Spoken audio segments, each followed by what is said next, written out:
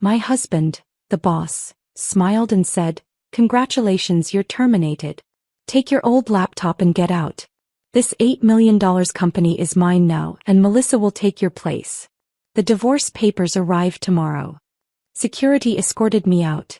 I smiled, knowing my hidden code would activate in 10 minutes. The result would be their utter ruin. Jacob's hand slid the termination letter across his desk while Melissa stood beside him, her fingers resting possessively on his shoulder. "Effective immediately," he said, his wedding ring catching the morning light. "Security will escort you out in 10 minutes. I stared at the man I'd spent 8 years building a company with, the man who'd promised to love me forever, and felt my phone vibrate in my pocket. The timer I'd set 6 months ago had just gone off. 10 minutes. That's all they had left before their world came crashing down. But I'm getting ahead of myself. Let me tell you how we got here.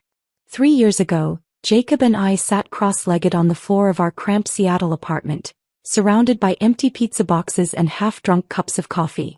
The rain tapped against our window as we sketched out what would become next core solutions on the backs of grocery receipts and old envelopes. My fingers flew across my laptop keyboard, writing code while Jacob paced behind me, throwing out ideas faster than I could implement them. "What if we could predict security breaches before they happen?" he'd said, his eyes bright with excitement. "Not just react to them but actually see them coming?" I remember looking up at him, my glasses sliding down my nose. "I can build that," I told him. "Give me 3 months and I'll create something nobody's ever seen before." He'd kissed me then, right there among the chaos of our makeshift office. "This is why I love you, Brenda. You make the impossible possible." Those early days were magic. We'd work 18-hour days, surviving on convenience store sandwiches and pure determination. Jacob handled the business side, finding investors, sweet-talking potential clients, managing the books. I lived in the code, building our platform line by line, function by function. We were perfectly balanced, or so I thought. Our wedding happened right in the middle of launching our first major product. I wore a simple white dress I'd bought online for $200, and we got married at the courthouse on a Tuesday afternoon because we couldn't afford to take a whole weekend off.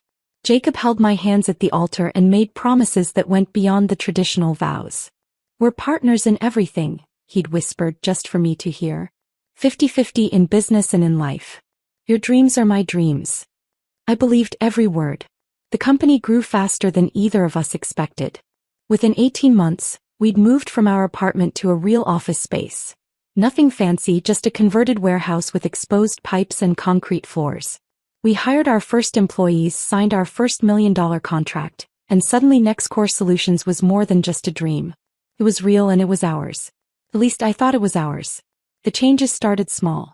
So small I didn't notice them at first. During our Monday morning meetings, Jacob began interrupting me when I explained technical updates to our team. "What Brenda means is," he'd say, then proceed to explain my own work back to me in simpler terms. When I confronted him about it later, he'd laugh it off.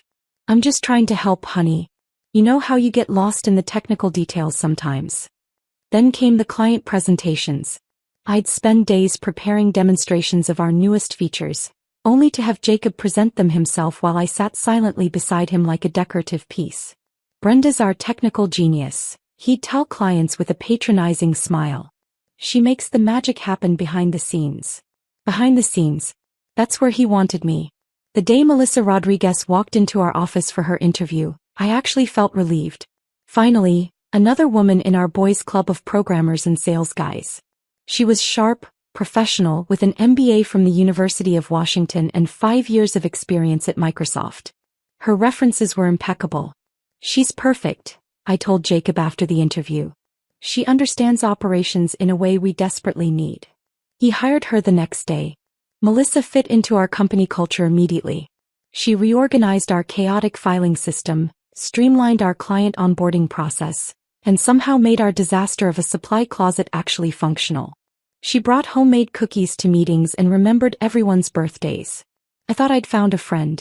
The late nights started about 2 months after she joined. First, it was preparing for a major client pitch. Then it was restructuring the sales department.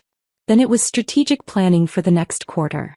Always something urgent, always something that couldn't wait until morning. "You head home," Jacob would tell me around 7 o'clock. Melissa and I need to finish this revenue projection. Don't wait up. I'd drive home alone to our empty house. We'd finally saved enough for a down payment on a modest 3-bedroom in the suburbs. I'd heat up leftover Chinese food and fall asleep on the couch waiting for him, waking up when he crawled into bed at 2 or 3 in the morning, smelling like her perfume. "You're imagining things," he said when I finally worked up the courage to ask about it. "Melissa wears the same perfume half the women in Seattle wear. You're being paranoid." I started doubting myself, questioning my instincts. Maybe I was just tired. Maybe the stress of growing the company was making me see problems where there weren't any. After all, Jacob loved me. We'd built this company together. We were partners. The board meeting in September should have been my moment of triumph. I just completed a major platform upgrade that increased our processing speed by 300%. Our clients were ecstatic. But when Jacob presented to our investors, my breakthrough became a team effort led by our technical department. "Don't you mean led by Brenda?" Richard Thompson, our lead investor, had asked. Jacob laughed. "Of course, Brenda's our CTO. But she'll be the first to tell you this was a collaborative effort." I sat there, frozen, unable to contradict him in front of the board. Melissa took notes beside him, her expression neutral, professional. Just doing her job. That night I couldn't sleep. I lay beside Jacob, listening to his breathing, and realized something had fundamentally shifted. This wasn't our company anymore. Somewhere along the way, it had become his company, and I was just another employee who happened to share his bed. The next morning I started paying closer attention. I noticed how Melissa always positioned herself next to Jacob in meetings. How she'd touch his arm when she laughed at his jokes. How he'd started using we when talking about decisions, but the we meant him and Melissa, not him and me. I told myself I was being ridiculous, jealous, insecure. All the things Jacob accused me of being when I tried to talk to him about it. But deep down, in that place where we store truths we're not ready to face, I knew. My perfect life was already gone. I just hadn't admitted it yet. That October afternoon started like any other. I'd picked up Thai food from Jacob's favorite place downtown, the one with the red awning and the owner who always remembered our orders. Pad Thai, extra spicy, just how he liked it. I balanced the takeout bags in one hand and used my keycard with the other, heading straight for his corner office. It was 2:47 p.m. on a Thursday. I remember because I'd just checked my phone, making sure I wasn't interrupting his 3 o'clock conference call. His office door was cracked open. I could hear voices from the conference room down the hall, including Jacob's distinctive laugh. Good, his meeting had moved. I pushed the door open with my hip, ready to leave the food on his desk as a surprise. Melissa's silver laptop sat open on his desk, still logged in, the screen bright and demanding attention. I should have just closed it. Should have left the food and walked away. But there was something about seeing her personal computer in his private space that made me pause. The screen displayed her email, and the preview of the top message made my stomach tighten. "Can't wait for this weekend. The cabin is perfect for what we discussed." From Jacob's email address. I set the food down slowly, my eyes fixed on that screen. My finger hovered over the trackpad for just a second before I scrolled down. The next email's preview read, "Once Brenda's out, we can restructure everything." The Thai food smell suddenly made me nauseous. I sank into Jacob's chair and started reading. Really reading. Email after email, a correspondence stretching back 4 months. My husband and Melissa weren't just having an affair. They were planning a complete takeover of the company. My company. The platform I'd coded with my own hands. "The board trusts me completely," Jacob had written 3 weeks ago. "When I tell them Brenda's been unstable and her work is suffering, they'll support the termination. 48% ownership means nothing if she's voted out for cause." Melissa's response was even worse. "The documentation I've been creating will support that narrative. Every time she questions your decisions, I note it as aggressive behavior. Every time she works from home, it's absence without proper communication. We have enough." I grabbed my phone and started taking photos. Quick, sharp clicks of the camera capturing every damning word. My hands stayed steady even as my chest felt like it might explode. 23 photos. Then I heard footsteps in the hallway. I closed the laptop carefully, exactly as I'd found it, and was unwrapping the Thai food when Jacob walked in with 2 other executives. "Honey." His face lit up with what I now recognized as practiced affection. What a nice surprise. Thought you might be hungry, I managed, my voice somehow normal. Hi Tom. Hi David. They exchanged pleasantries while I played the loving wife, mentioning I had to get back to debugging the new security protocol. Jacob kissed my cheek, a performance for his colleagues, and I left, walking steadily until I reached the parking garage where I threw up beside my car. That night, I lay next to Jacob while he scrolled through his phone, occasionally chuckling at something. Was he texting her? Planning their weekend at some cabin? I studied his profile in the blue light of his screen, this stranger wearing my husband's face. Everything okay? He asked without looking at me. You were quiet at dinner. Just tired. The new protocol is complex. Maybe you should take a break. You've been pushing yourself pretty hard. There was the groundwork for my instability. I made a non-committal sound and turned away, my mind racing. They were planning to force me out, but when? How much time did I have? The next morning, after Jacob left for his gym session, I opened my laptop and began my real work. Not the security protocol, something far more important. I started documenting everything. Every contribution I'd made to the company, every piece of code I'd written, every innovation that had come from my work. I created encrypted folders, backed up to 3 different cloud services under accounts Jacob didn't know existed. Then I started recording.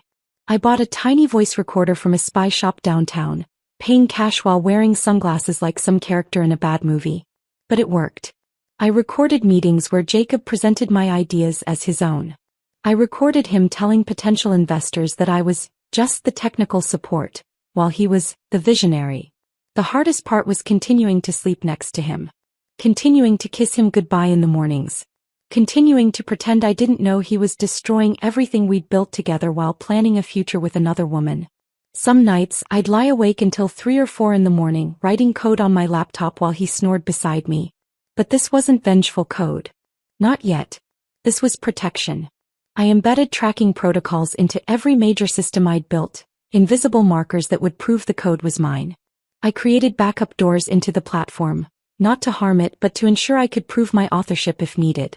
Each line was carefully crafted to be completely undetectable during normal operations. You're working too much, Jacob said one morning, finding me asleep at my desk at home. Maybe we should talk about reducing your responsibilities. Another brick in their wall. I started seeing Dr. Patricia Reeves, a therapist in Tacoma, far enough away that I wouldn't run into anyone from work. I paid cash, gave a fake last name and poured out my story to a stranger who handed me tissues and told me I wasn't crazy. Gaslighting, she said during our 3rd session. What you're describing is textbook emotional manipulation. But what if I'm wrong? What if I'm just being paranoid? She looked at me over her glasses. You have photographic evidence of their affair and conspiracy. That's not paranoia. That's pattern recognition. November turned into December. The company holiday party was torture. Watching Jacob and Melissa carefully maintain professional distance while their eyes found each other across the room. I wore my best dress and smiled until my face hurt, playing the devoted wife and dedicated C. Brenda's the heart of our technical team, Jacob told everyone during his toast. Past tense, I noticed. Not is creating or is building. Just the heart, something that could be replaced. 2 weeks before Christmas, I heard them on a conference call they didn't know I was part of. I dialed in early to a board meeting and they were using the line, thinking they were alone. After the new year, Jacob was saying. We'll do it in January. Clean start. The divorce papers? Melissa asked. Same day. Rip the Band-Aid off.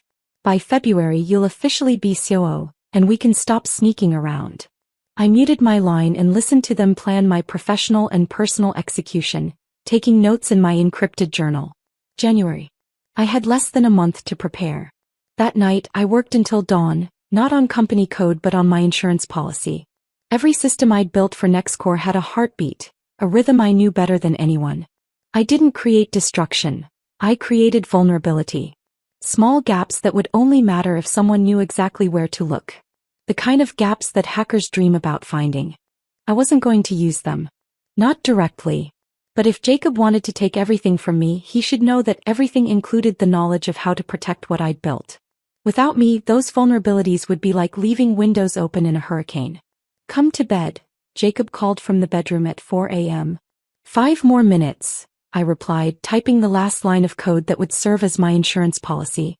He was snoring when I finally crawled into bed, my laptop warm from hours of work.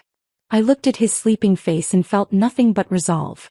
They thought they were so smart, documenting my instability and planning their takeover.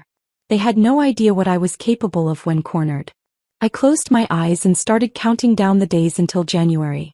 Until the charade would end. Until they would learn exactly who they'd underestimated. The January countdown had begun, but my mind kept circling back to earlier moments. Red flags I'd dismissed, explained away, or simply refused to see. Now, with the truth burning in my chest, every memory took on a different shade. The first board meeting I wasn't invited to happened in early August. I'd been preparing my quarterly technical presentation for weeks, creating visualizations that would help our investors understand the breakthrough we'd achieved in predictive analytics. That morning, Jacob stopped by my office with coffee and a sympathetic smile. "Change of plans for today's board meeting," he said, setting the cup on my desk. "Richard Thompson wants to focus purely on financials and market expansion. Pretty dry stuff. No need for you to sit through 3 hours of number crunching." "But I always present the technical updates," I said, confused. Richard specifically asked about our algorithm improvements last quarter. Jacob's jaw tightened for just a second. "I'll handle it. You know how these investors get. Sometimes too much technical detail makes them nervous about things they don't understand. Better to keep it high level." I spent that afternoon in my office watching the clock, feeling strangely untethered. When Jacob returned, he was vague about the discussions. "Went great," was all he said. "They're very pleased with our direction." 2 weeks later, I ran into Richard Thompson at a coffee shop downtown. His discomfort was immediate and obvious. "Brenda, how are you feeling?" he asked, with the kind of careful tone people use around someone fragile. "I'm fine. Why wouldn't I be?" He shifted his weight, glancing around like he was looking for an escape route. "Jacob mentioned you've been under a lot of pressure. Taking some time to recalibrate." Recalibrate. The word tasted bitter. "Richard, I've never been more focused. Did Jacob show you the predictive analytics breakthrough? He mentioned you've been working on something." His voice was cautious, diplomatic. "But he's concerned about your intensity around it. Sometimes brilliance and burnout can look very similar." I wanted to scream. Instead, I smiled and excused myself, leaving my untouched latte on the counter. The financial discrepancies started small. A consulting fee here, a software license there. Amounts that weren't huge but didn't match any vendors I recognized. I found them late one night while reviewing quarterly reports, preparing for what I thought would be my next board presentation. Global Tech Consulting, $47,000. I'd never heard of them. A quick search showed a website that looked professional but generic, with no real information about their services. Integrated Systems Solutions, $31,500. Another ghost company with a phantom digital footprint. I printed everything out and confronted Jacob the next morning. "Why are you going through financial reports?" He didn't even look up from his computer. "That's not your area. I'm a 48% owner of this company. Every area is my area." He sighed, the sound of a patient parent dealing with a difficult child. "These are standard business expenses. Consultants I've brought in to help with expansion strategy. Do you want to micromanage everything, or do you want to focus on what you do best? I want transparency about where our money is going." "Our money." He finally looked at me, his eyes cold. "Interesting. When it's the code, it's your platform. When it's the finances, suddenly it's our money." The conversation spiraled into an argument that ended with him storming out. That evening, Melissa stayed late to mediate, sitting in our conference room with her perfect posture and concerned expression. "He's just stressed," she told me. "You both are. Maybe if you focused on your technical responsibilities and let him handle the business side, things would be smoother." Looking back, I can see how carefully orchestrated it all was. The restructuring proposal came in September, presented as a necessary evolution for our growing company. Jacob had prepared a PowerPoint presentation, complete with organizational charts that showed him at the top as CEO, with me underneath as CTO, reporting directly to him. "It's just formalizing what we already have," he explained to our senior staff. "I handle business, Brenda handles technology. This makes it clearer for investors and clients. But we're co-founders, I said, my voice steady despite the rage building inside me. Equal partners. Of course we are. This doesn't change that. It's just about operational efficiency. Tom from sales nodded along. David from marketing seemed to think it made sense. Even my own development team stayed quiet. I realized then that the groundwork had been laid long before this meeting. Everyone had already been convinced this was reasonable, necessary, maybe even overdue. Melissa had been taking notes, naturally. I think what Jacob's proposing makes a lot of sense, she offered as if her opinion had been solicited. Clear hierarchies reduce confusion and improve decision-making speed. Since when do we need hierarchy between founders? I asked. Jacob's smile was patronizing. Since we stopped being a two-person startup and became an $8 million company. The vote was scheduled for the next board meeting. I spent the intervening weeks trying to shore up support, but every conversation felt like pushing against a wall that had already been built. Meanwhile, Melissa's tentacles were extending everywhere. She started joining client calls that had always been mine, introduced as our operations strategist who's helping optimize client relationships. She attended the technical demos I conducted, taking notes and asking questions that subtly undermined my explanations.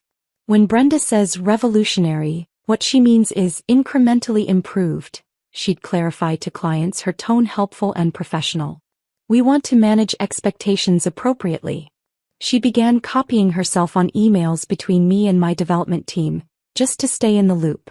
She scheduled one-on-ones with my direct reports to understand their challenges better. She even started bringing coffee to our morning stand-ups, positioning herself as the caring, attentive leader while I was painted as the obsessive technocrat. The isolation was the cruelest part. Sarah, our lead developer who'd been with us since year one, stopped joining me for our usual Tuesday lunches. Just really swamped, she'd say, avoiding eye contact. Marcus, our database architect, used to bounce ideas off me constantly. Now he sent formal emails with Melissa copied, requesting approval for decisions he'd previously made independently. Even the administrative staff grew distant. Conversations would halt when I walked into the break room. The easy camaraderie we'd built over 3 years evaporated like morning mist. One afternoon in November, I overheard a conversation between two junior developers who didn't know I was in the supply closet looking for printer paper. Is it true she had a breakdown in the parking garage? One asked. That's what I heard. Jacob's been really patient with her, but it must be affecting the company. Melissa said we need to be supportive but maintain professional boundaries. Yeah, she's been great about helping us navigate the situation. The situation. That's what I'd become. Not the co-founder who'd built the platform they worked on every day, but a problem to be managed. I sat in that supply closet for 20 minutes, surrounded by boxes of paper and toner cartridges, understanding finally how completely I'd been outmaneuvered. Every single person in the company had been given a narrative about me, and I'd been too buried in my work, too trusting of my husband to see it happening. That night I watched Jacob at dinner, cutting his steak with precise movements, checking his phone between bites. He'd gained weight recently, too many client dinners, he said. But now I wondered if they were really client dinners or something else entirely. The team seems distant lately, I ventured. Maybe you're projecting, he replied without looking up. Have you been taking those walks Dr. Reeves recommended? My blood froze. I'd never told him about Dr. Reeves. What? He glanced up, his expression neutral. You mentioned a therapist recommended exercise. For stress. Had I? I couldn't remember. Maybe I had. The gaslighting was so effective that I questioned even my own memories. Right? I said, returning to my meal. The final board meeting I attended was in December. I wasn't presenting, Jacob had made that clear, but as a major shareholder I couldn't be excluded entirely. I sat at the far end of the conference table, watching him present my work as collaborative team efforts, while Melissa provided supporting documentation for every claim. Richard Thompson and the other investors barely looked at me. When I tried to add context to a technical question, Jacob smoothly interrupted. Brenda's absolutely right, and that's exactly what our documentation shows. He made my expertise sound like an echo of his own understanding. I left that meeting knowing my professional assassination was complete. In 2 months, I'd gone from co-founder and technical visionary to unstable liability. And the worst part? Everyone believed it because the story had been told so carefully, so gradually, that it seemed like natural truth rather than constructed fiction. That night, as Jacob slept beside me, I opened my laptop one more time. The code I'd been writing wasn't just insurance anymore. It was justice waiting to be served. The code flowed across my screen like digital poetry, each line more elegant than the last. 3 days before everything ended, at 2:14 a.m. on a Monday, I watched our platform do something nobody thought possible. It detected an attack pattern that didn't exist yet. A future breach predicted and prevented before the hackers even launched their assault. Pacific Financial Group, our second biggest client, never knew how close they came to disaster. Our algorithm identified 17 separate vulnerability points being probed by what looked like innocent traffic. But the pattern, the beautiful, terrifying pattern, showed a coordinated attack scheduled to hit in exactly 6 hours. I called their head of security directly from my home office, waking him up. "Tom, you need to get your team online now. You're about to be hit with a coordinated breach attempt targeting your wire transfer protocols." "Brenda? It's 2 in the morning. What are you talking about?" "Check your servers. Specifically the Singapore and London nodes. You'll see probe traffic that looks routine, but it's not. They're testing response times for a synchronized attack at 8:24 a.m. Eastern." The silence on the other end stretched out. Then I heard rapid typing. "Jesus Christ. We're seeing it now. This is huge." I walked him through the countermeasures, my fingers flying across the keyboard as I helped his team shore up their defenses in real time. By 5 a.m. we'd turned their system into a fortress. When the attack came at 8:24, exactly as predicted, it bounced off like rain against steel. The call came at 9 a.m.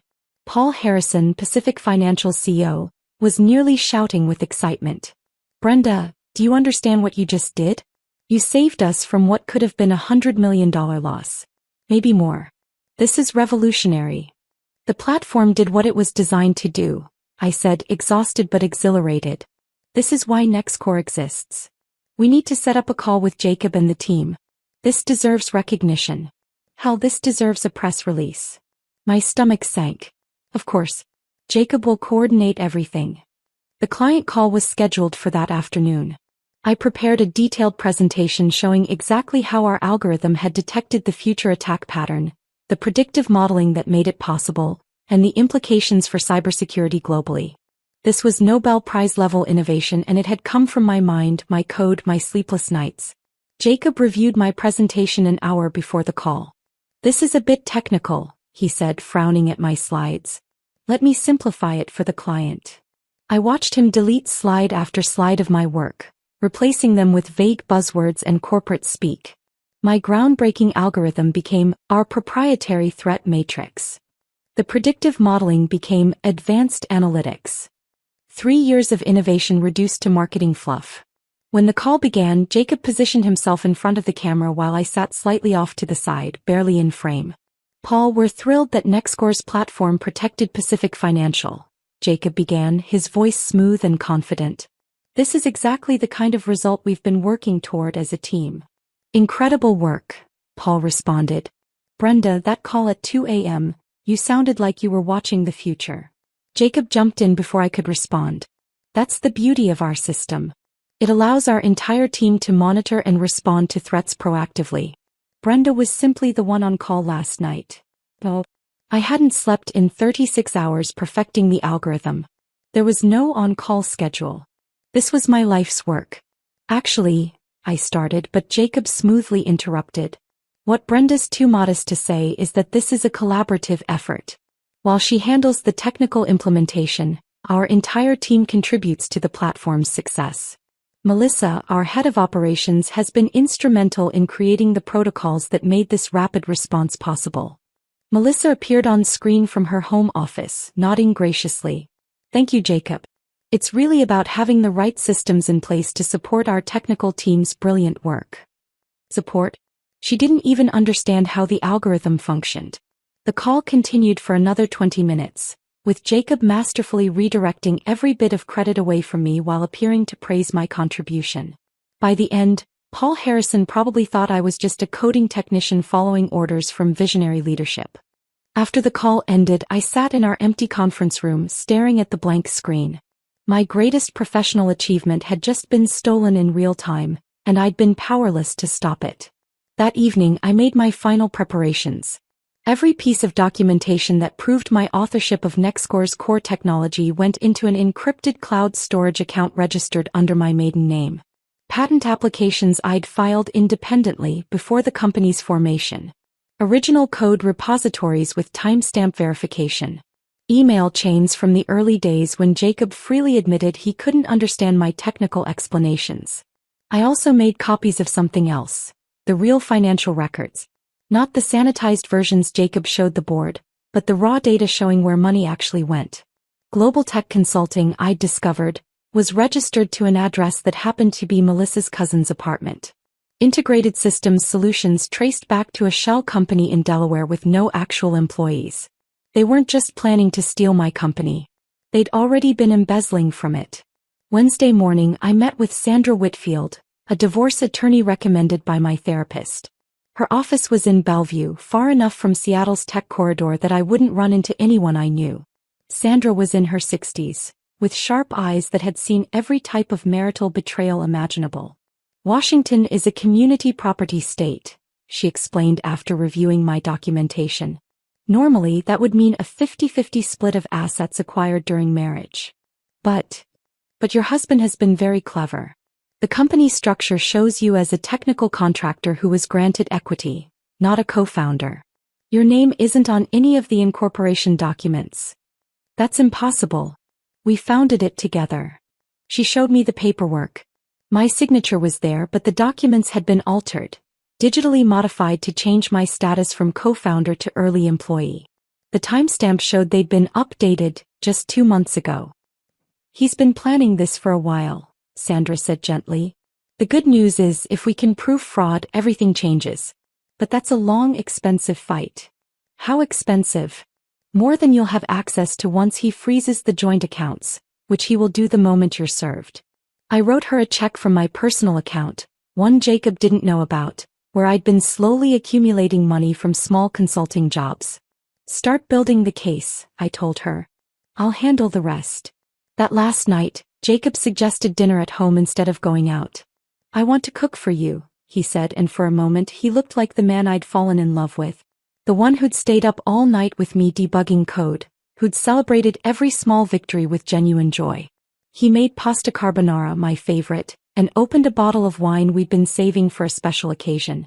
We sat at our dining room table, the one we'd bought at a garage sale our first year together, and refinished ourselves. Remember when we could barely afford ramen?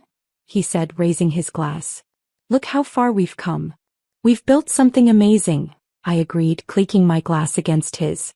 He reached across the table and took my hand. I know things have been tense lately. The company's growth, the stress. It's been hard on both of us. But I want you to know, Brenda, you're the most brilliant person I've ever met. Past tense?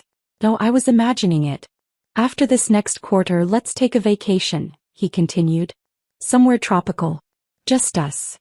That sounds perfect, I lied, watching him lie to me. We did the dishes together like we used to. He washed, I dried. Our movements were synchronized from years of practice. When we were done, he pulled me close and kissed me, and for just a moment I let myself feel the loss of what we'd had. I love you, he whispered. I know, I said, because I couldn't say it back. Not anymore. That night, as Jacob slept peacefully beside me, I lay awake running through my mental checklist. The code was in place. The documentation was secured. The lawyer was retained. Everything was ready. At 3 a.m. I slipped out of bed and walked through our house one last time.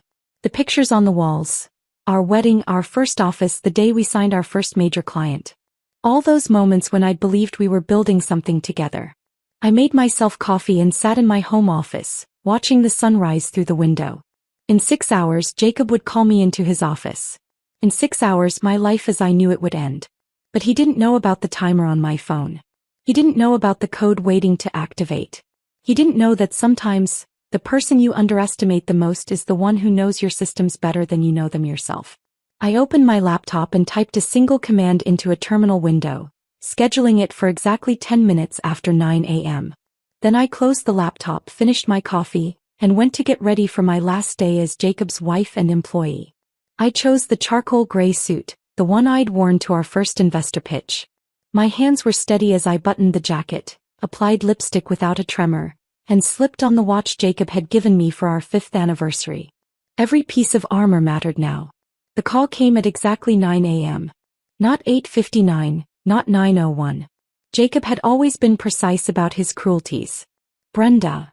His assistant Carol sounded uncomfortable. Jacob needs to see you in his office right away. He says it's important. I'll be right there. I picked up my laptop bag, the old one from our startup days with the coffee stain on the corner, and walked through the office with my head high. Developers looked up from their screens as I passed. Did they know? Had word already spread through the carefully constructed gossip network? The elevator ride to the executive floor felt both endless and too quick. Each floor that passed was another second closer to the performance Jacob had orchestrated.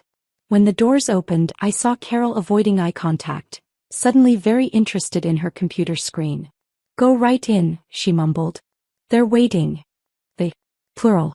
I turned the handle of the door we'd installed together, the one with the slight squeak Jacob had always meant to fix. The morning light streamed through the floor-to-ceiling windows, illuminating a scene staged with theatrical precision. Jacob sat behind his mahogany desk. Our desk, the one we'd bought at an estate sale, joking that one day we'd be successful enough to deserve it. Melissa stood to his right, her hand resting on the back of his chair with casual ownership. She wore a red dress. Power color. Message received. But there was a third person. Gary Hughes from HR, lurking in the corner with a manila folder and the expression of someone who'd rather be anywhere else. Brenda.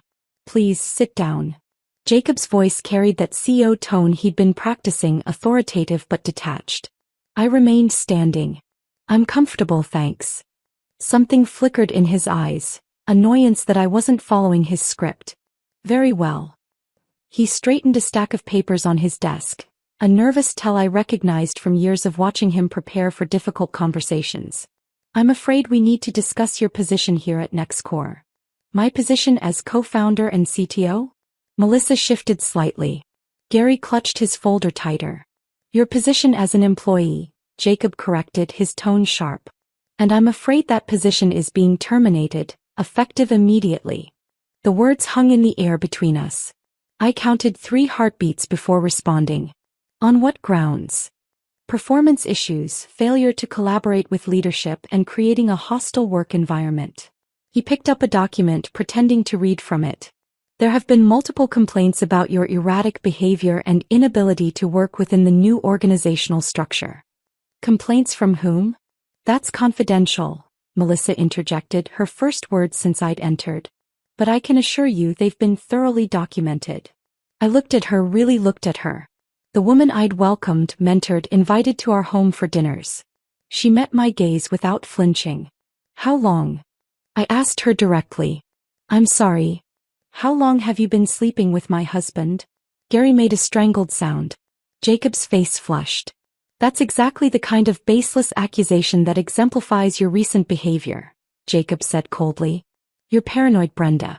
You see conspiracies where there are none. So Melissa's hand on your shoulder is professional? The trips to the cabin? The late-night strategy sessions? You're embarrassing yourself, he said, but I caught the quick glance he shot at Gary. No, Dick. You're embarrassing yourself. But please, continue with your little show. His jaw clenched. This wasn't going according to plan. I was supposed to be emotional, hysterical, giving them more ammunition for their narrative. Instead, I stood perfectly still, my phone recording everything from my jacket pocket. The decision has been made, he said, sliding a packet across the desk. Your termination is effective immediately. You'll receive 2-week severance, continuation of health insurance for 30 days, and... He paused, that cruel smile finally breaking through. You can keep your old laptop. The one from the early days. Call it sentimental value. The laptop. My 2019 MacBook Pro that contained every original line of code, every algorithm, every innovation that built this company. He thought he was being magnanimous, throwing scraps to the woman he'd destroyed. He had no idea he was handing me a loaded weapon. That's generous, I said flatly. We think so, Melissa chimed in. Considering the circumstances. The circumstances being that you're stealing my company? Nobody's stealing anything, Jacob said, his voice taking on an edge of warning. You're a minority shareholder who's being removed from operational duties due to documented performance issues. Your equity remains intact, though of course its value will depend on the company's continued success under new leadership. New leadership being Melissa? The board will make that determination. The board he'd been poisoning against me for months. The board that would rubber stamp whatever he recommended. Is that everything? I asked. Jacob seemed surprised by my calm. He'd prepared for tears, anger, pleading. Not this cold acceptance. Not quite. His smile widened and I saw the man behind the mask, the one who'd been planning this for months, maybe longer. There's one more matter. Personal in nature. He pulled out another envelope, this one with a law firm's logo in the corner. I've filed for divorce. The papers will be delivered to the house tomorrow morning. I thought it would be cleaner to handle both matters at once. Professional and personal separation. The room tilted slightly, but I held steady. Even expecting it, hearing the words felt like being hollowed out with a dull spoon. How efficient of you. I'm moving out tonight, he continued as if discussing a dinner reservation. You can keep the house for now.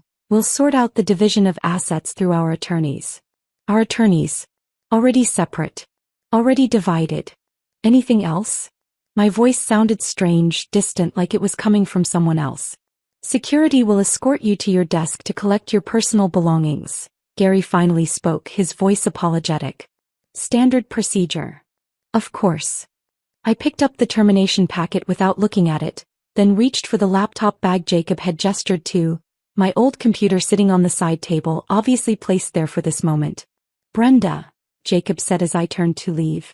I stopped but didn't turn around. For what it's worth, you're brilliant. You always have been. But brilliance without business acumen, without the ability to play the game, it only gets you so far. I did turn then, meeting his eyes one last time. You're right, Jacob. I never learned to play the game. I was too busy building the company you're about to destroy. His smirk faltered slightly. Melissa's hand moved to his shoulder again, a gesture of support or possession. Security is waiting outside, Gary said quietly.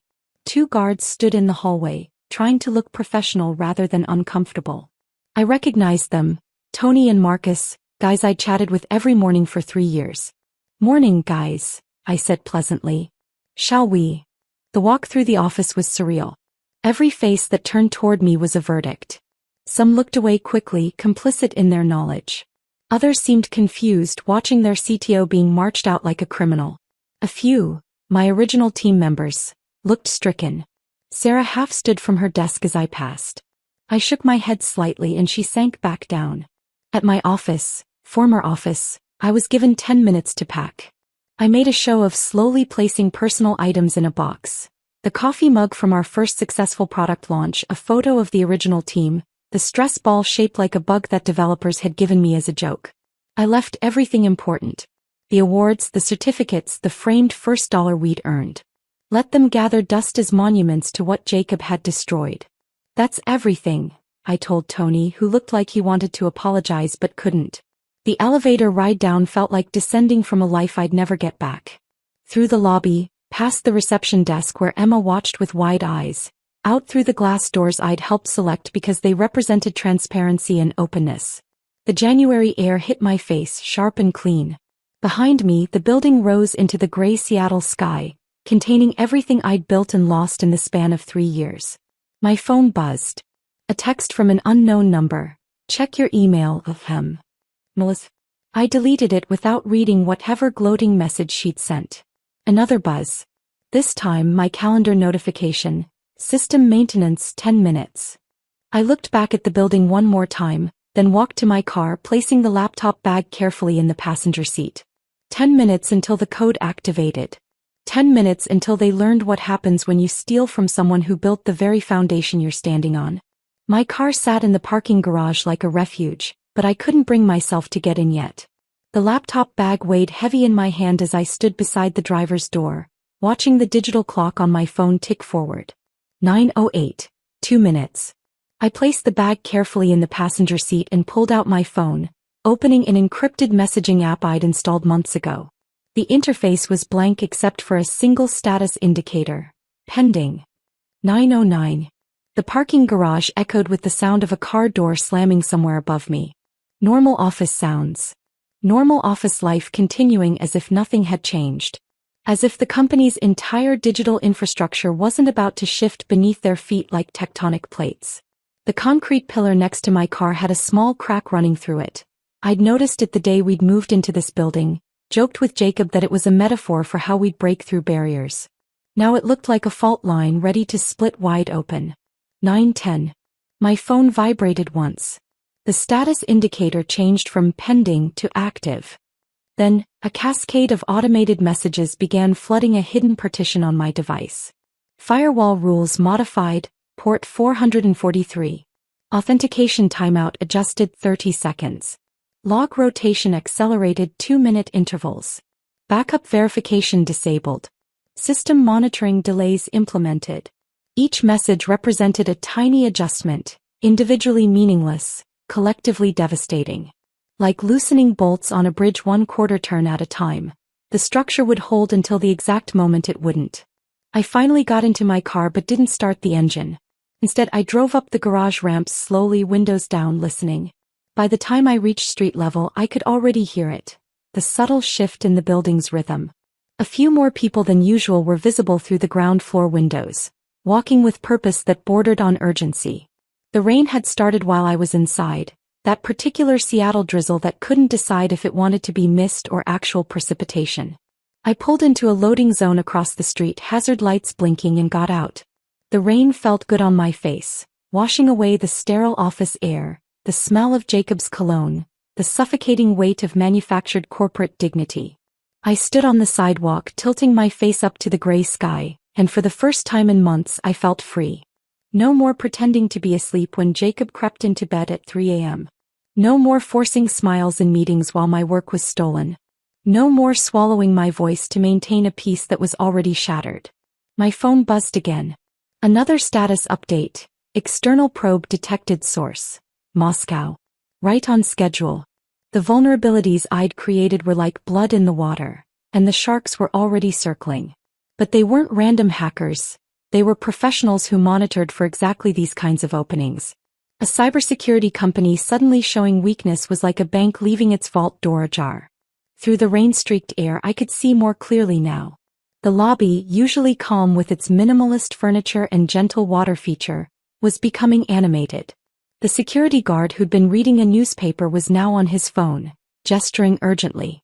The receptionist was typing frantically, probably fielding calls from clients whose systems were showing anomalies. 9:14. A group of developers rushed past the windows, heading toward the elevator banks. I recognized 2 of them from my former team. They were practically running. My phone showed why. Database response time increased 400%, cascading delays initiated. The code wasn't destroying anything, not directly. It was simply making the system work against itself. Every security check now took 4 times as long, which made the next process wait, which created a bottleneck, which triggered more security checks. An elegant spiral of dysfunction. 3 people burst out of the building's main entrance, phones pressed to their ears. One was Gary from HR, his folder forgotten, looking like someone had just told him the building was on fire. In a way it was. No. I heard him saying into his phone. The entire client portal is down. They can't access anything. The client portal, the crown jewel of our service, where Fortune 500 companies monitored their security in real time. If that was down, phone lines would be lighting up like Christmas trees. 9:16. More people were visible through the windows now, moving between floors with increasing speed. Someone dropped a stack of papers near the window and nobody stopped to help pick them up. The careful corporate choreography was breaking down. My phone showed a new development. Beijing probe detected. London probe detected. Sao Paulo probe detected. The international hacker community had noticed. Nextcore, the company that promised to predict and prevent cyber attacks, was suddenly broadcasting its own vulnerability to anyone with the skills to look. It was like watching a shepherd realize his guard dogs had turned into sheep. A taxi pulled up beside me, the driver rolling down his window. "You okay, miss? You're getting soaked." "I'm perfect," I told him and meant it. He shook his head and drove off, probably thinking I was crazy. Maybe I was. Standing in the rain, watching my ex-husband's empire begin to crumble, feeling nothing but calm satisfaction. Sanity was relative. 9:18. The lobby was chaos now. I could see Jacob himself, having descended from his executive floor throne, standing near the reception desk and gesturing wildly. His perfect CEO composure was cracking. Melissa was beside him, her red power dress looking less powerful now, more like a target. Someone actually ran, across the lobby with a laptop under their arm. The elevators were constantly in motion, lights indicating every floor as teams scrambled to respond to a threat they couldn't understand. My phone provided running commentary. SSL certificate validation failing intermittently. Memory leak in authentication service expanding. Moscow probe successful, admin credentials harvested. That last one made me smile. Some Russian hacker was probably doing a victory dance right now, having breached the famous NextCore within minutes of detecting weakness. The credentials they'd stolen were real but limited, enough to cause panic, not enough for serious damage. I wasn't cruel, just precise. 9:20. The rain had intensified, but I didn't move. Through the water streaming down my face, I watched two security guards rush out of the building and look around wildly, as if the threat might be standing right there on the sidewalk. Their eyes passed over me without recognition, just another pedestrian caught in the rain. Behind them, visible through the glass doors, someone had brought out a whiteboard into the lobby. They were trying to coordinate their response visually since the digital systems were becoming unreliable. It was almost quaint, like watching someone try to stop a flood with paper towels. Jacob was on his phone now, pacing back and forth. Even from across the street, I could see the tension in his shoulders, the way he kept running his hand through his hair. His tell when things were spiraling beyond his control. How many times had I seen that gesture during our startup days? Except back then I'd been the one who fixed whatever was broken. 9:22. A news van pulled up to the building faster than I'd expected. Someone inside must have tipped them off. A cybersecurity company under active attack was the kind of tech story that got immediate attention. The reporter was still adjusting her rain jacket as her cameraman set up his equipment. My phone buzzed with a text from an unknown number. Probably Melissa or Jacob trying to reach me on a different line. I deleted it without reading. Then another buzz. Tel Aviv probe detected. Mumbai probe successful. Toronto infiltration in progress. The whole world was watching NextCore burn, and they were all bringing marshmallows. Through the chaos, I spotted Sarah at her desk on the third floor, visible through the rain-washed windows. She wasn't running around like the others. She was sitting very still, staring at her screen. He knew. Maybe not the specifics, but she knew this wasn't random. Our eyes met across the distance and through the rain, and she pressed her hand against the window. A goodbye, or maybe an apology for the Tuesday lunches that stopped, for the friendship that withered under corporate pressure. I raised my hand in response, then turned and walked back to my car. 9:24. As I drove away, I could see the first police car arriving in my rearview mirror, followed by another news van. By tonight, NextCore would be trending on every tech platform. Cybersecurity giant falls to cyber attack. The headlines would write themselves. The rain drummed against my windshield as I merged into traffic, leaving the chaos behind. My phone continued buzzing with status updates, each one confirming that the code was working exactly as designed. Not destroying, just revealing. Not attacking, just opening doors that should have been locked. Everything Jacob had built on the foundation of my work was crumbling, and he couldn't even call me to fix it. The irony was beautiful enough to make me laugh. A sound that surprised me with its genuineness. For the first time in months, I was actually, truly laughing. The laughter died in my throat as my phone erupted with calls. Not the gentle buzz of notifications anymore. Actual calls, the old-fashioned kind that demanded immediate attention. The first name on the screen made my blood run cold. Richard Thompson. I pulled into a coffee shop parking lot, rain still hammering the roof of my car, and stared at his name flashing on the screen. 12 rings before it went to voicemail. Immediately it started again. This time I answered. Brenda. Thank God. Richard's voice was strained, nothing like the composed investor who'd questioned my stability months ago. What the hell is happening over there? Our monitoring systems show Nextcore's entire infrastructure is compromised. I wouldn't know, Richard. I was terminated this morning. Silence. Then, what? That's impossible. The Pacific Financial save was just 3 days ago. Ask Jacob. He felt my services were no longer required. But the attacks, they started minutes after. He stopped and I could practically hear the gears turning in his mind. Brenda, please. Whatever's happening, companies are pulling out. Our portfolio is hemorrhaging value. Can you fix this? I don't work there anymore. I'll pay you directly. Consultant fees. Whatever you want. Richard, I'm sitting in my car locked out of all systems with no access to the platform I built. Even if I wanted to help, I couldn't. He cursed, something I'd never heard from him before. This is going to destroy everything. Do you understand? Everything. I ended the call. Immediately another came through. Paul Harrison from Pacific Financial, the man whose company I'd saved 72 hours ago. Brenda, we're pulling our contract. I'm sorry, but we can't be associated with a compromised security firm. The board is in emergency session. This is a disaster. I understand, Paul.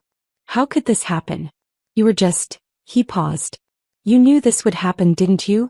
When you called at 2 a.m. about our vulnerabilities. You were seeing the same weaknesses in your own system. I should go, Paul. If you start your own firm, call me. We'll be your first client. The calls kept coming. Investors, clients, former colleagues, journalists who'd somehow gotten my number. I sent them all to voicemail, watching the messages pile up like digital snow. Then at 10:47 a.m., Jacob's name appeared on the screen. I let it ring 4 times before answering. Brenda, I need you to come back to the office immediately. No greeting, no pretense. His CEO voice had been replaced by something raw and desperate. I was escorted out by security, remember? Stop playing games. The composure cracked completely. The entire system is failing. We're losing everything. The code, your code, it's the only thing that can fix this. My code isn't the problem, Jacob. Then what is?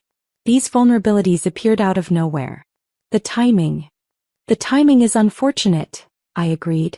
But if you'd kept the person who understood the system, maybe you'd be able to fix it. Brenda, please. His voice broke on the word. I know things ended badly this morning, but this is bigger than us. The company, our company, is dying.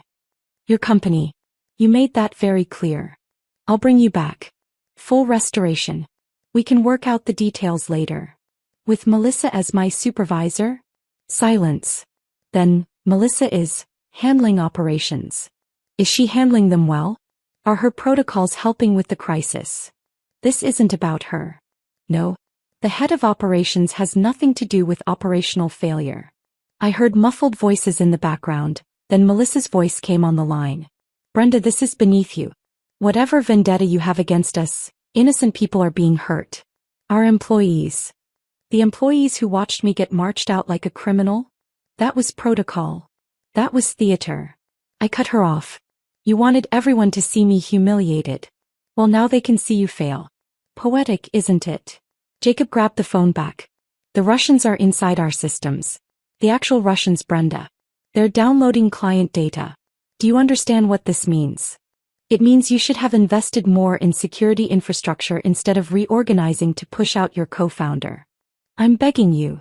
Those 3 words hung in the air. Jacob had never begged for anything in his life. He'd charmed, persuaded, manipulated, demanded, but never begged. I can't help you, Jacob. I don't have access anymore.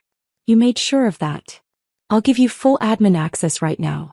Remote login. Whatever you need. And contaminate the crime scene. I'm sure the FBI would love that. The FBI? His voice pitched higher. They're not, we haven't. You haven't called them yet? A major cyber attack on a company handling security for Fortune 500 clients, and you haven't notified federal authorities?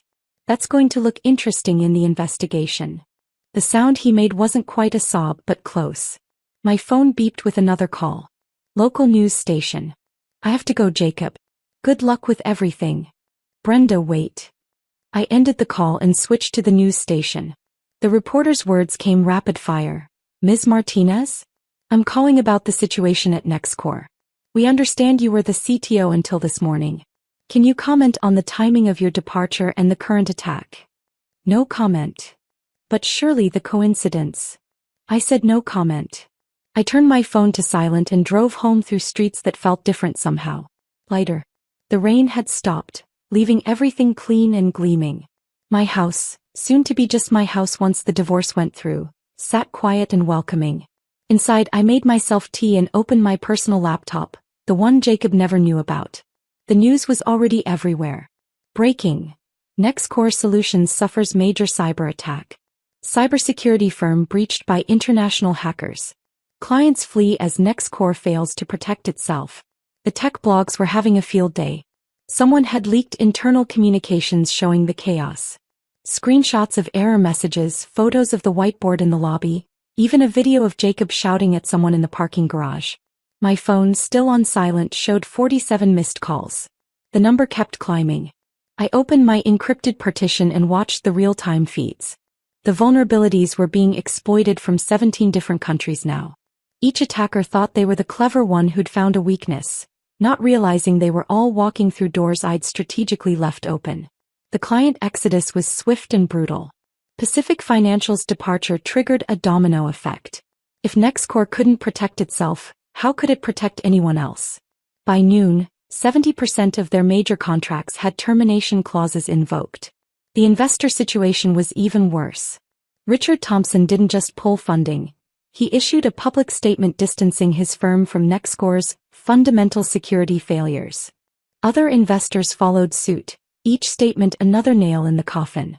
At 1 p.m. the FBI announcement came through. Federal authorities are investigating a significant breach at Seattle-based cybersecurity firm NextCore Solutions.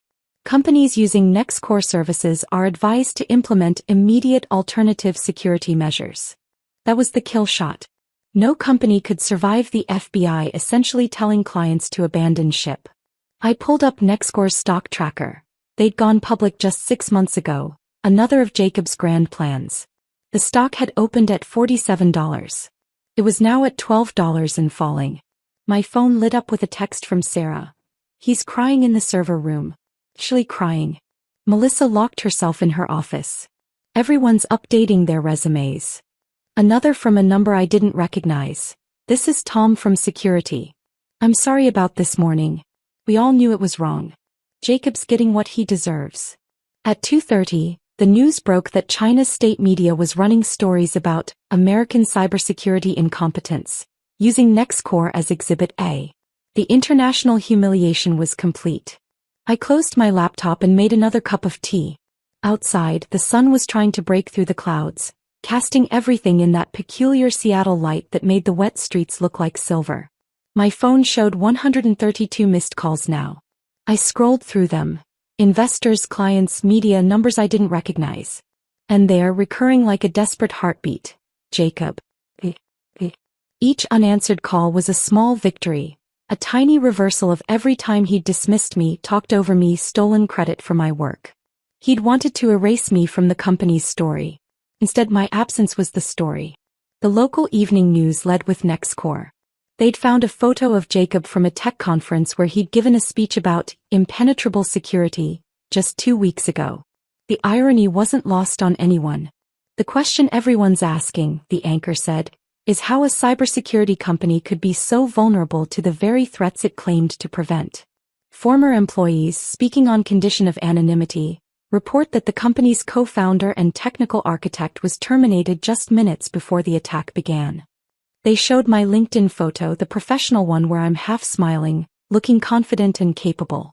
Brenda Martinez could not be reached for comment. Oh, I couldn't. I was too busy watching an empire burn one line of code at a time. The call from Global EC came 3 days after NextCore's implosion made headlines. I was sitting in my home office, still in my pajamas at noon, when their CEO personally reached out. Ms. Martinez? This is David from Global EC. I'll be direct.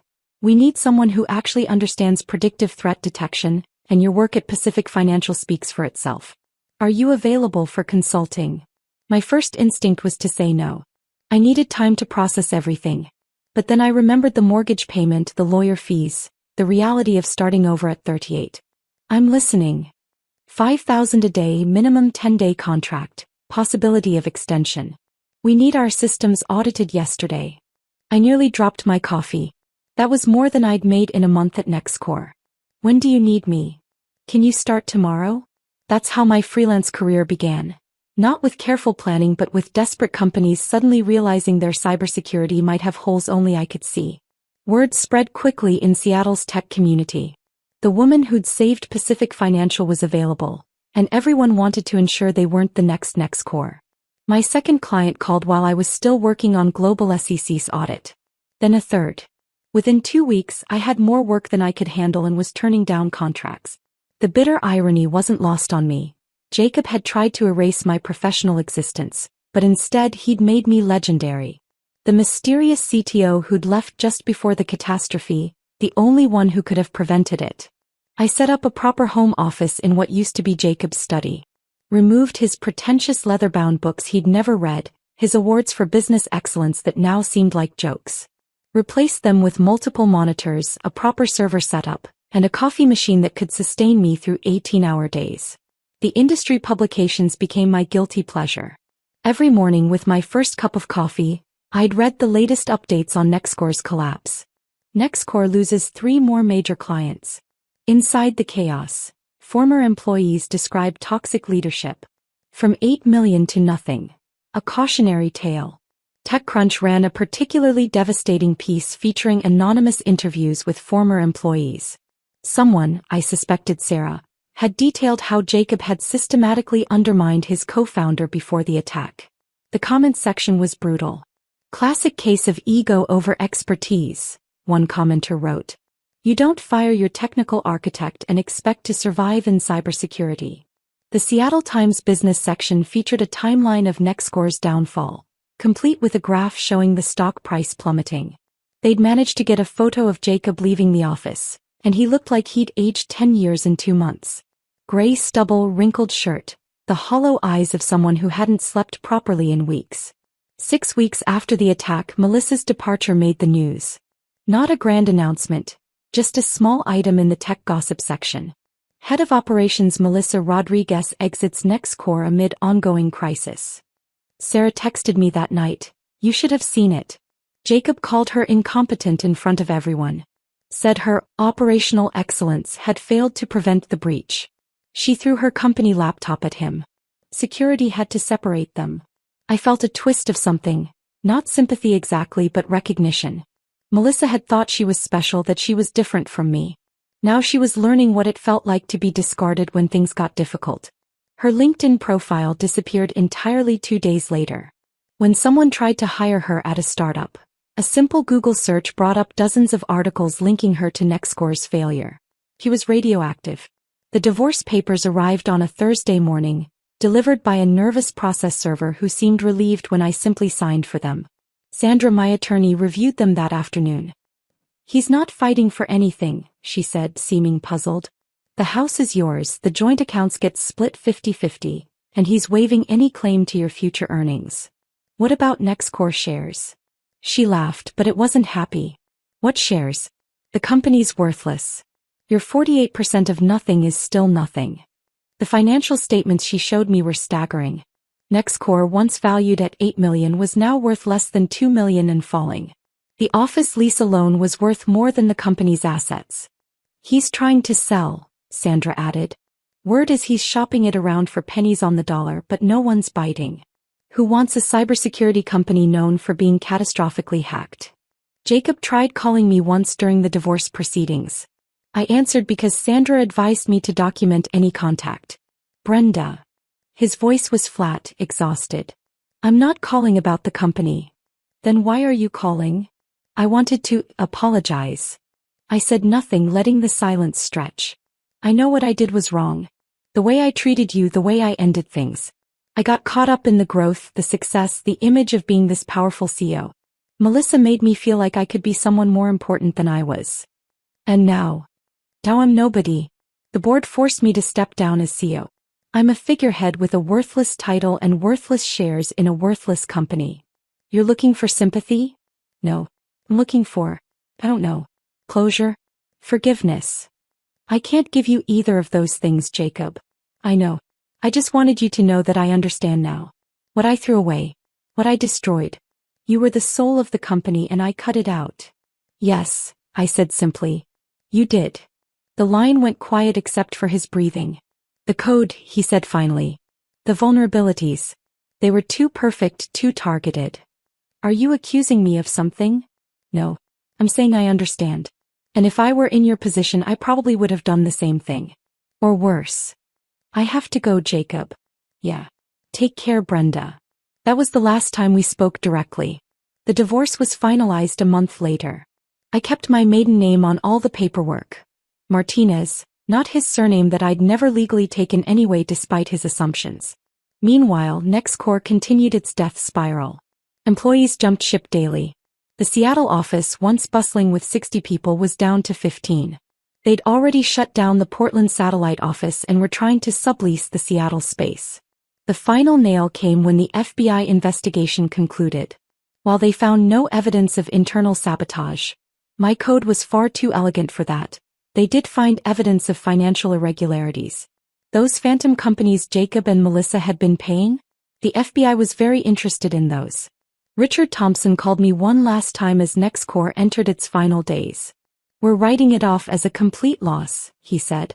$8 million gone. My partners want to know how I could have been so blind. You saw what Jacob wanted you to see. No, I saw what I wanted to see.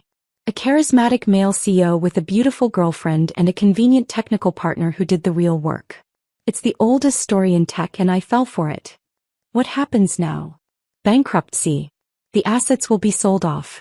The platform you built will probably be bought by someone who understands its value. Pennies on the dollar. And Jacob? Unemployable in tech. Between the failure and the FBI investigation, he's done. Last I heard, he was moving back to Ohio to live with his parents. Ohio. Where he'd started, where he'd sworn he'd never return. The ambitious boy from Columbus who was going to conquer Seattle's tech scene was going home defeated. My consulting business, meanwhile, was thriving. I'd incorporated as SecureGuard Solutions, a name that felt both protective and powerful. In 2 months, I'd made more than my annual salary at NextCore. Companies didn't just want my expertise. They wanted the woman who'd survived the industry's most spectacular betrayal. One evening, while reviewing a contract that would take me to San Francisco for a week, I got a text from an unknown number. The message was simple. The office is empty now. They're changing the locks tomorrow. I knew it was Sarah. I also knew what she was really telling me. An era was officially over. The company we'd built, the dream we'd shared, was dead. I poured myself a glass of wine and stood on my deck, looking out at the Seattle skyline. Somewhere in that maze of lights was an empty office with my code still embedded in its dead systems. Somewhere was Jacob, probably packing his things. Somewhere was Melissa, trying to figure out how to rebuild a career that had turned to ash. And here I was, alone but not lonely, broken but not destroyed. The consulting contracts on my desk represented a future I was building on my own terms. No co-founders, no partners, no one to betray me or steal credit for my work. The wine tasted like victory, bitter and sweet in equal measure. The glass of wine was still in my hand when I heard the knock. Not the doorbell. A knock, soft and hesitant, like someone afraid of being heard. It was past 10 on a Thursday night, 3 months after NextCore's spectacular collapse. I looked through the peephole and nearly dropped the glass. Jacob stood on my doorstep, but this wasn't the Jacob who'd fired me with a smile. His hair was too long, uncombed. He wore a wrinkled polo shirt I recognized from our dating days, the blue one with a small bleach stain near the hem. His hands shook slightly as he raised them to knock again. I opened the door but didn't invite him in. "Hello, Jacob." He looked up and I saw defeat written in every line of his face. Dark circles made his eyes look sunken. He'd lost weight, at least 15 pounds, and his wedding ring was gone, leaving a pale band of skin on his finger. "Can we talk?" His voice cracked on the second word. "We have lawyers for that. Not about the divorce. About NextCore. What's left of it?" I leaned against the doorframe, studying him. "Why would I care about NextCore?" "Because I'm here to beg." The words fell out of him like stones. "The company is dying, Brenda. I've got 2 weeks of operating capital left. Maybe 3 if I don't pay myself, which I haven't been anyway. That's not my problem." "I know. God, I know. But I need you to hear me out. Please. 5 minutes. Maybe it was curiosity. Maybe it was the satisfaction of seeing him broken. I stepped aside and let him in. He stood awkwardly in the living room looking at the space that used to be ours. I'd redecorated, removed every trace of our life together, painted the walls a warm terracotta instead of his preferred gray, replaced his modern furniture with comfortable pieces that actually felt like home. "Sit," I said, gesturing to the couch. He perched on the edge like he might need to run. I stayed standing. "The FBI cleared the company of criminal charges," he started. "But the financial investigation turned up the consulting fees. Melissa's schemes. I'm facing civil lawsuits from investors." "Melissa's schemes? You signed those checks?" His jaw tightened. "She convinced me it was standard practice. Hide some money for emergency operations," she said. I was stupid enough to believe her. "You were stealing from your own company." "I was being manipulated by someone I thought." He stopped, running his hands through his hair. "It doesn't matter now. She's gone, left the state entirely. Last I heard she was in Texas, working at her uncle's car dealership." A car dealership. The head of operations who'd helped destroy my life was now probably processing financing applications in Houston. "What do you want from me, Jacob?" He pulled out a folder from his bag, his hands trembling. "I want to offer you 48% ownership of Nextcore. Full shareholder rights, board position, complete technical autonomy." I laughed, short and sharp. 48% of nothing is still nothing. "It won't be nothing if you come back. We both know the platform works. You built something extraordinary. The vulnerabilities that destroyed us, they weren't natural. They were surgical. Precise." Our eyes met. He knew. Of course he knew. "If you're accusing me of something..." "I'm not. I'm saying that someone who could create those vulnerabilities could also fix them. Permanently. Make the platform stronger than ever." "Why only 48%? Why not 50? "Because I need to maintain technical control for the investors. But you'd have veto power on any major decision. You'd essentially be equal partner, just like..." He swallowed. "Just like we always should have been." I walked to the window, looking out at the city lights, making him wait. The satisfaction of this moment. Him begging, offering me everything I'd wanted, should have felt better. Instead I felt hollow. "Melissa is gone?" I asked without turning. "Completely. I'll put it in writing. She's banned from any involvement with the company forever. And my technical decisions? Absolute authority. I won't even have access to the core systems if you don't want me to. The employees who remain, do they know you're here?" "The 12 people left. They're the ones who told me to come." Sarah specifically said. He paused. "She said I'd thrown away the best thing that ever happened to the company out of ego and stupidity." Sarah. "Still fighting for me even when I wasn't there. I need complete access to all financial records. Real ones, not the sanitized versions you showed me before." "Done.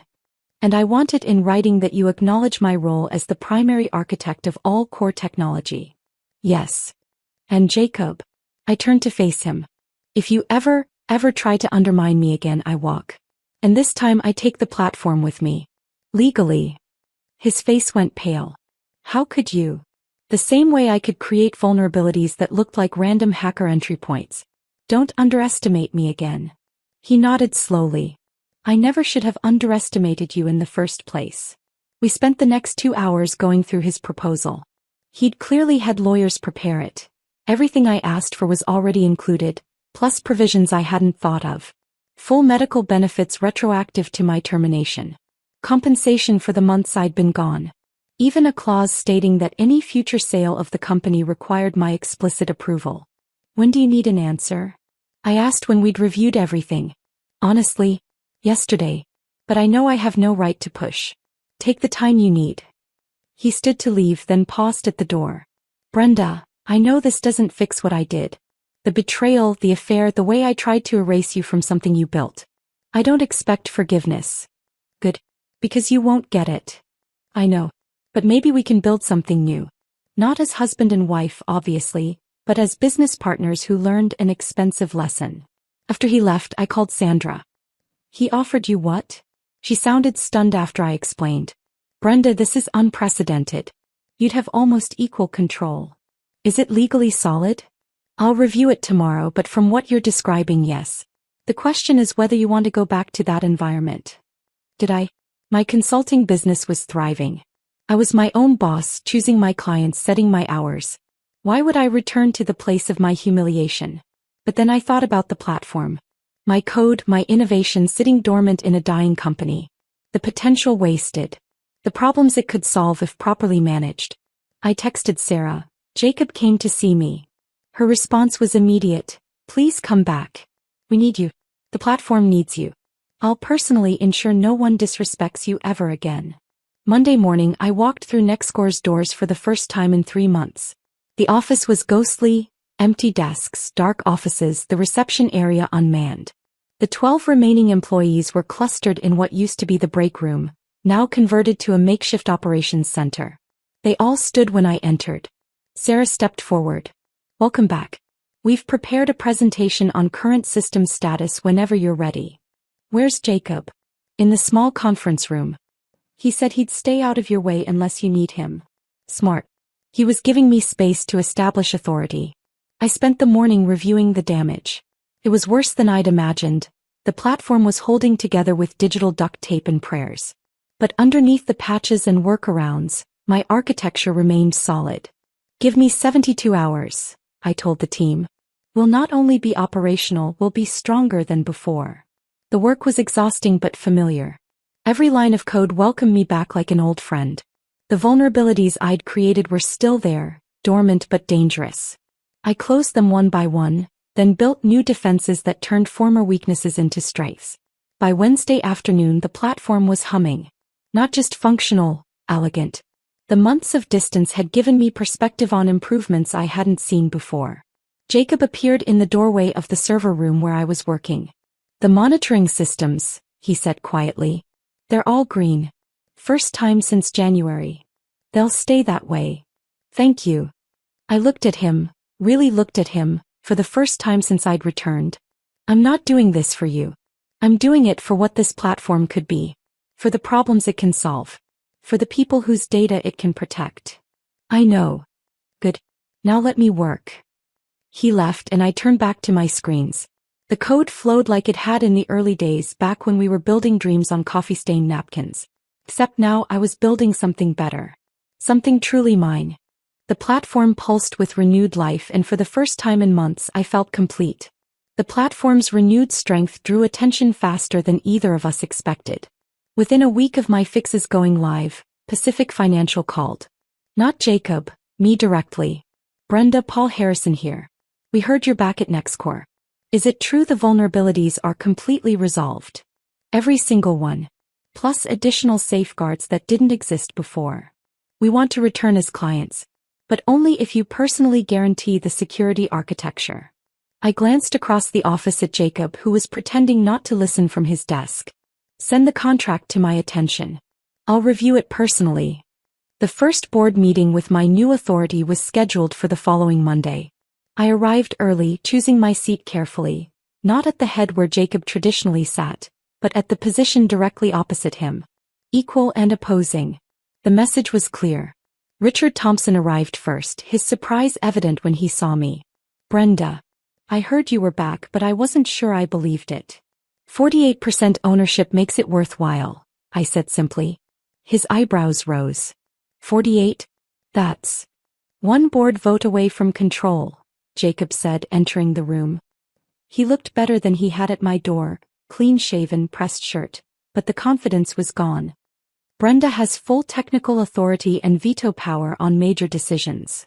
Other board members filtered in, each showing the same surprise at the new dynamic. When Jacob called the meeting to order, I interrupted. Before we begin, I need to clarify the new structure. All technical decisions, hiring for technical positions and platform development go through me. Jacob handles business operations, but any decision affecting the core product requires my approval. That seems, one member started. Non-negotiable, I finished. Those are the terms that brought me back. If anyone has issues with that arrangement, I'm happy to walk away and take my 48% worth of votes with me. Silence. They all knew what that meant. Without me they had nothing. Well then, Richard said slowly, let's hear about the recovery plan. I laid out my vision. Not just recovery, transformation. The attack had taught us valuable lessons about our own vulnerabilities. We could use that knowledge to build something unprecedented. A security platform that had survived the worst and emerged stronger. It's brilliant, Richard admitted. But we need clients to believe in us again. They will, I said. Because we're going to be transparent about what happened. Not the details but the lesson. We're the security company that learned from failure. That's more valuable than false promises of invulnerability. Jacob started to speak. I think what Brenda means. I said exactly what I mean. I cut him off. And I don't need translation. His face flushed, but he nodded. Of course. My apologies. The room shifted. They'd never seen anyone shut down Jacob so definitively. The power dynamic was clear now. I wasn't his technical support anymore. I was his equal, perhaps more. Over the next weeks, Jacob tested boundaries constantly. He scheduled a meeting with a potential CTO candidate without telling me. I walked into his office during the interview. Thank you for coming, I told the candidate. But the position isn't available. We won't be hiring a CTO while I'm here. The candidate looked confused, glancing between Jacob and me. There's been a miscommunication, Jacob said smoothly. No, I replied. There's been a decision. Mine. After the candidate left, Jacob's composure cracked. You embarrassed me. You went behind my back. How does it feel? He wanted to implement cost cuts, starting with the development team's equipment budget. I called an all-hands meeting and overruled him publicly. Investment in our technical infrastructure is non-negotiable, I announced. In fact, we're doubling the equipment budget. Quality tools create quality products. We can't afford, Jacob started. We can't afford not to. Check the books again. The Pacific Financial contract alone covers it. Sarah suppressed a smile. The other developers looked relieved. They'd been working with outdated equipment while Jacob spent money on his executive office renovation. By month 3, we'd recovered 4 major clients. Each contract came with a personal security review by me, my signature on every assessment. My name became the company's seal of quality. Tech blogs started calling it the Brenda effect. The extraordinary comeback led by the woman who'd been pushed out. New clients came calling. They wanted the platform that had been battle-tested, broken, and rebuilt stronger. Our vulnerability had become our strength. Our failure transformed into credibility. We need to discuss expansion, Jacob said during a planning session. Open a New York office. We need to solidify what we have first, I countered. Expansion was what distracted you last time. Distracted me from what? From remembering that without strong technical foundation, everything else is just expensive decoration. The room went quiet. Everyone knew what I meant. His affair with Melissa, his obsession with appearing successful rather than being successful. It was month 4 when Jacob finally confronted me directly. We were alone in the office late one evening reviewing quarterly reports. The numbers were exceptional. We'd already surpassed our previous peak valuation. You did it, he said suddenly. Did what? The vulnerabilities. The attack. You orchestrated all of it. I set down my pen and looked at him directly. That's a serious accusation. It's not an accusation. It's acknowledgement. The timing, the precision, the way the vulnerabilities disappeared the moment you returned. No one else could have done it. If you believe that, why haven't you gone to the authorities? He laughed bitterly. With what proof? You're too smart to leave evidence. Besides, we both know I deserved it. You destroyed my life, I said quietly. Tried to steal my work, humiliated me, betrayed our marriage and our partnership for someone who abandoned you the moment things got difficult. I know. Do you really understand what it felt like to watch you and Melissa plan my professional execution while I slept next to you every night? To see my life's work credited to others? To be escorted out like a criminal from the company I built? His hands clenched on the desk. I was an idiot. Arrogant, selfish, and stupid. I threw away the best thing in my life for an ego boost and a pretty face who told me what I wanted to hear. Yes, I agreed. You did. We sat in silence for a moment. The platform is worth $12 million now, he said finally. $4 million more than our peak. Your 48% is worth more than the entire company was before. Money was never the point, Jacob. Then what was? Respect. Recognition. The acknowledgement that I was never your supporting player. I was the main architect of everything we built. You are. He met my eyes. And everyone knows it now. 6 months after my return, we held a company celebration. Not in some expensive restaurant, but in the office with the 35 employees we'd grown back to. I stood at the front, not beside Jacob but alone as the technical founder who'd saved the company. Nextcore fell because we forgot what made us strong, I said, looking directly at Jacob. We forgot that technology isn't about appearance or position or politics. It's about building something that works, something that protects, something that matters. The applause was genuine. Sarah started it, but everyone joined in, even Jacob. Later, as we cleaned up, Jacob approached me one last time. For what it's worth, he said, you're the most brilliant person I've ever known. I just wish I'd remembered that before I lost everything that mattered. You didn't lose everything, I reminded him. You still have 52% of a $12 million company. That's not what I meant. I knew what he meant. But that door had closed the moment he'd chosen Melissa over me, position over partnership, ego over love. Good night, Jacob, I said, gathering my things. As I left the office, my office now as much as his, I thought about the timer that had started this all. 10 minutes that changed everything.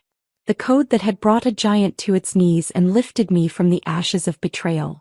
Walking to my car under Seattle's ever-present clouds, I felt the weight of my keys.